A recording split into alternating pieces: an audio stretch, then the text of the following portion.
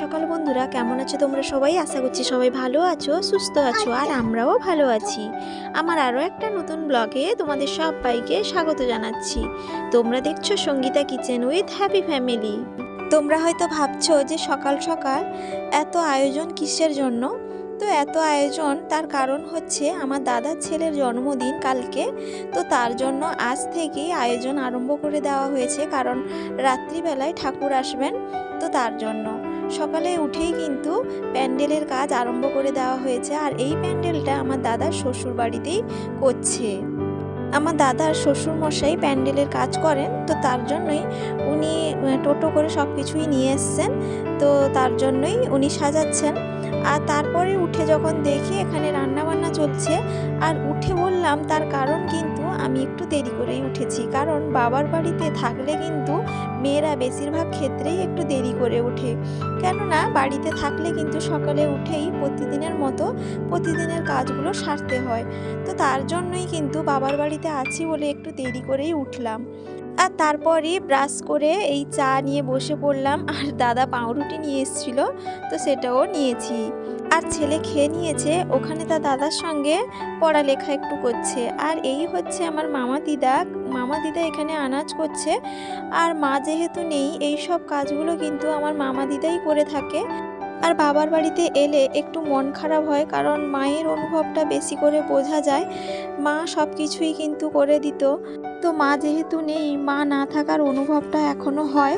তো যাই হোক, সকালে আলু ভাজা আর চচ্চড়ি হয়েছে, তারপরে বৌদি ভাত বসাচ্ছে আর ওখানে ডাল সেদ্ধ বসাচ্ছে, কারণ ডালের মধ্যে কুমড়ো আর আলু পড়বে, তো ডাল কুমড়োর একটু ঘন্ট হবে।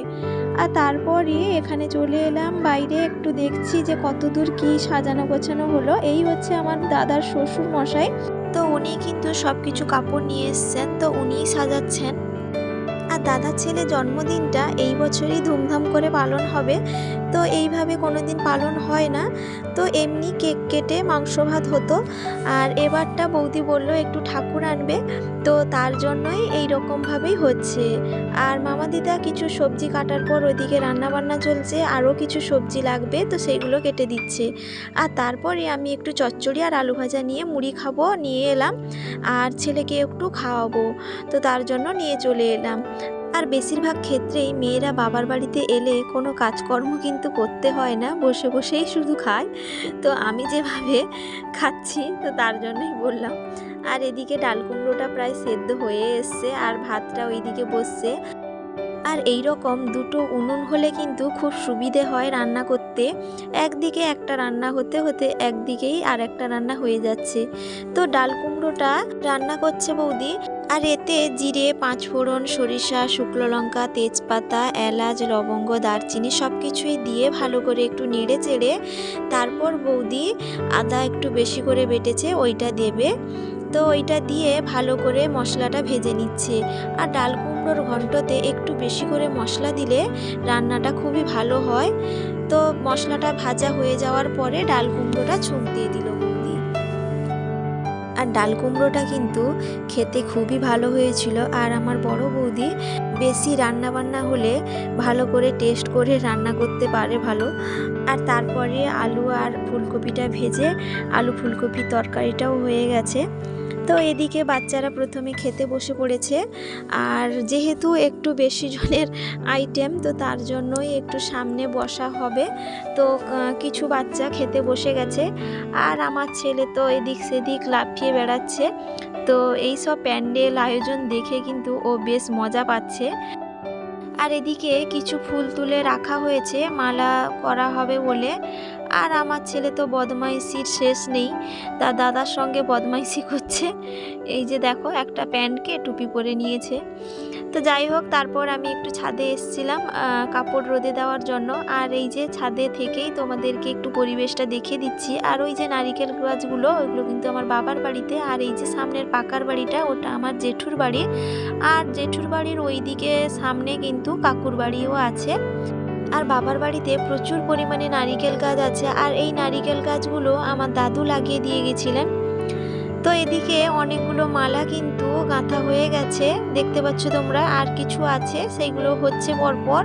আর আমাদের এদিকে কিন্তু বেশিরভাগ এখন জন্মদিন হওয়া মানে মহোৎসব করা হচ্ছে।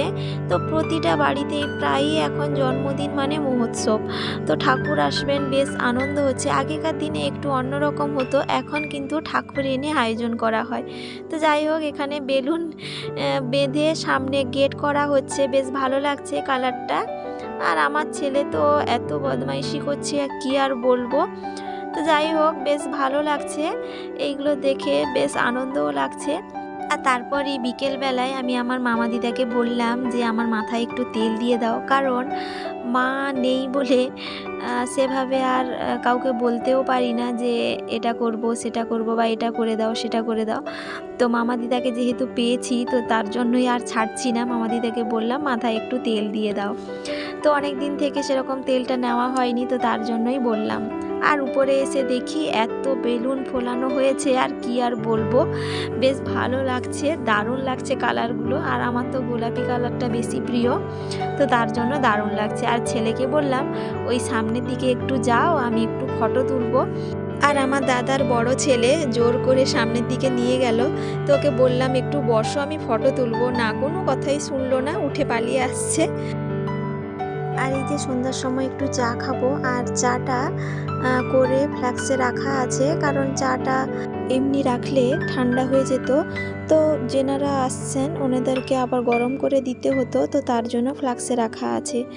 আর আমার ছেলে তো তার দাদার কাছ থেকে চকলেট নিয়ে খাচ্ছে। আর এদিকে ফুলগুলো মালা গাঁথা হয়ে গেছে, আর বৌদি একটু ঘরের দরজার সামনে ফুলের মালা লাগাবে বলে এখানে সাজাচ্ছে। আর এই যে দেখতে পাচ্ছ পুরো প্যান্ডেলটা কিন্তু একেবারে কমপ্লিট হয়ে গেছে, বেশ সুন্দর লাগছে। আর ওইদিকে ঠাকুর বসানো হবে বলে সাজানো হচ্ছে, কিন্তু পরে ওখানে ঠাকুর রাখা হয়নি, এই ঘরের মধ্যেই রাখা হয়েছিল।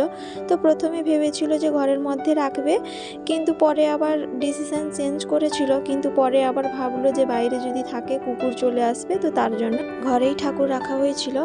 আর এদিকে সব সবজিগুলো দেখতে পাচ্ছ, এগুলো আজকের নিতানির জন্য এবং পরের দিনের মহোৎসবের জন্যই রাখা হয়েছে।